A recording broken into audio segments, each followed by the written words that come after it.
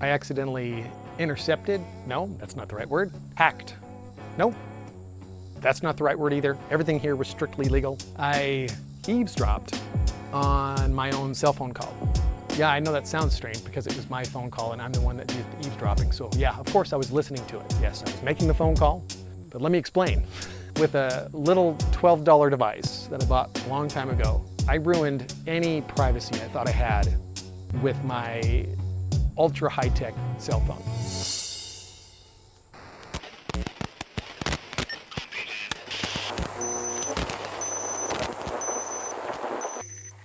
Sometimes I have my Bearcat scanner sitting on my dashboard, and I had it one day on something called close call mode, which I guess picks up on the strongest signal that it hears within a particular band. So as it's scanning the different bands, it picks up on the strongest signal. As I was driving to work, I was making a phone call. All of a sudden I heard the other half of my conversation come through on my scanner. And I was taken back at first because why would the other half of my phone call from my cell phone be coming through the scanner? I was listening to my phone call and I was talking to this person and I was hearing their voice come through the radio and I wasn't sure what's going on. It was a little bit psychologically jarring. I thought somebody was messing with me or that my phone call had been hijacked or something like that. But it turns out I was the one that was causing the problem. There was something I was using that was causing a vulnerability and completely ruining any of that privacy that I thought I had.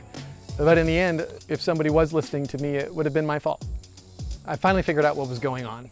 In my truck, I have Bluetooth set up for phone calls, but it's not just any typical Bluetooth. It's not built in. It's one of these devices that plug into your cigarette lighter. And the way that it works is you plug it into your cigarette lighter and you tune your radio to a frequency that just so happens to be empty. It's kind of a signal that might just be pure static. For me, that was 106.7. And so I dialed this Bluetooth transmitter to 106.7 and I take my phone calls and it relays my phone calls and my music through my phone over my car speakers by picking up on that particular radio station. I guess that's kind of the catch of buying a $12 device that don't necessarily transmit on the frequency that you ask them to. They can transmit also on the multiples of that frequency that you set it to. So I set it to about 106 megahertz. I picked it up on 211, which is just about 2 times the frequency that I told it to transmit on. I have to admit, it's a little bit strange. Why wouldn't my scanner pick up on 106.7? It picked up on the second harmonic. So this little device has some strange things going on. So I guess anybody could have been listening in if they happen to be nearby my truck. They could have been listening into the other half of my phone calls. Not that they're too interesting. What really hit me was the vulnerability of the whole thing. Like, I've been talking on my phone and using this little device that my wife got me for years. Anybody with a radio, a simple radio, could have just tuned in to that particular frequency and listened in to what I was talking about.